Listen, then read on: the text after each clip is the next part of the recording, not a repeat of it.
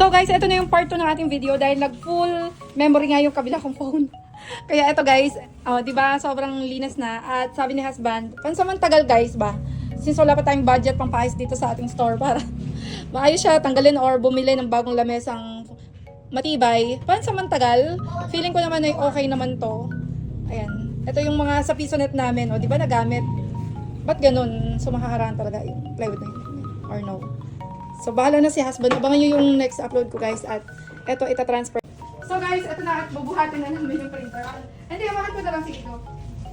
Kaya? Kaya tape na lang niya para... Ayan, go.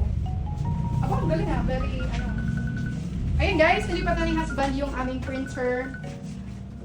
O, diba? Ganyan lang siya. So, tingnan natin. Lapitan natin maayos. So, medyo lumuwag nga, guys, yung aking table dito. At kung dyan yung printer, tingin nyo guys, safe naman yung printer. Ilang months pa lang yan guys. Pag hindi nag-click talaga tong store ko dito. Since close open, hindi talaga magbuboom at magkiklik guys. Pero lagi akong hinahanap-hanap ng mga tao dito. Kasi nga, lagi na lang daw sarado. Paano magbuboom tong business ko? Para close open. Ayan guys. Excuse me. Ayan. Ayan guys. Sayang din no kapag naumpisan na. Kasi guys, may mga times na minsan lang ako magbukas. Parang 7 to 10. May times na naka 500 na ako. Kaya lang, wala hindi ko siya talaga matutukan whole day na bukas. Kasi hatid sundo sa school, pupunta sa kabilang store. Minsan pupunta akong site. Talagang sayang din, Wow, very good. Nakapangtulog na si Ate Venice. Ang dami namin lilipitin for today's video. O diba, medyo maayos na. Kasi lagi na lang nakikita na lagi na lang kita may lababo. Bakit kaya, diba? So, hindi naman nagagamit talaga. Akala ko tatanggalin mo tong... wala siyang pantanggal. So, ayan guys. Magkakahilera na yung printer, yung laminator, and yung computer dyan na lang. So, dito bibili na lang ako ng tray ng mga bond paper para short, A4 and long dito na sa tabi ko. Tsaka lagyan na ng scratch. Ganun talaga kasi hindi naman maiwasan yung mga pagkakamali sa pag-print, pag-xerox or diba? Halos magkakamali talaga. At syempre, plano ko talaga maglagay dito ang pataas, mga shelves or lagyan ng para sa school supplies.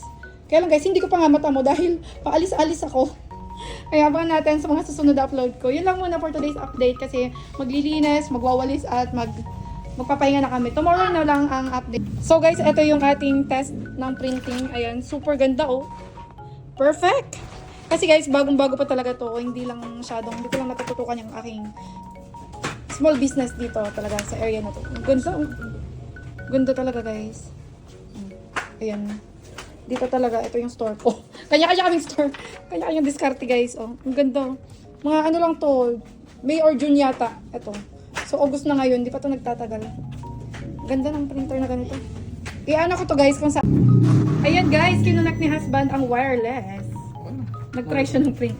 So, ganito katingkad at ka-colorful ang printing namin. Diba? Napakaganda talaga. Ayan. Ilalagay ko na lang sa comment section yung link kung saan kayo pwedeng bumili ng printer para makapag-start na din kayo ng business, ng printing business katulad namin.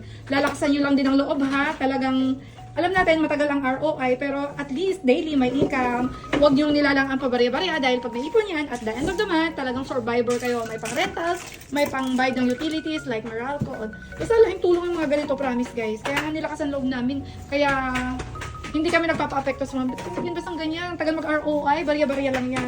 So kanya-kanya tayong negosyo, at least marangal, wala tayong napakibang tao. Legal ang ginagawa natin. Tama? Yes, tama. Amen. Magbabay ka na, Bon Merrick. Bye, guys. Maglalinis ako. Magpapag ka na,